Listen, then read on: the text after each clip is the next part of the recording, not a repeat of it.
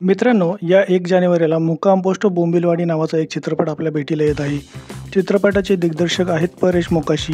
परेश मोकाशी यांनी यापूर्वी नाच ग घुमा, हरिश्चंद्रची फॅक्टरी, वाळवी, ची व ची चौका, एलिझाबेथ एकादशी असे चित्रपट आपल्यासाठी बनवले आहेत. परेश मोकाशी यांनीच या चित्रपटाचे लेखन देखील केले आहे.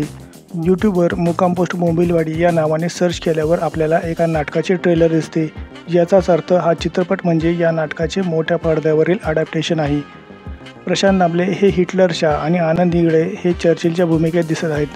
चित्रपटाची कथा जी थोडीफार आपल्याला ट्रेलरवरून समजते ती अशी आहे की हिटलर चक्क बोंबिलवाडी नावाच्या एका गावामध्ये प्रगट होतो आणि बोंबिलवाडी हे सर्व घटनांचे केंद्रस्थान बनते आणि या गावातील लोकांवर या हिटलरचा पराभव करण्याची जबाबदारी येऊन पडते.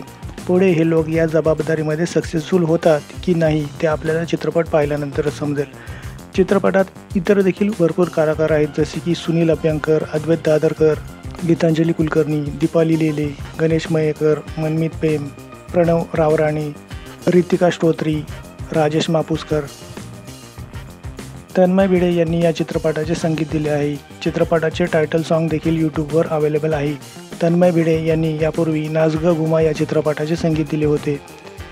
परेश मोकाशी यांच्या आधीच्या चित्रपटांमुळे प्रेक्षकांच्या मुक्काम पोस्ट बोंबिलवाडी या चित्रपटाकडूनच्या अपेक्षा खूप वाढल्या आहेत.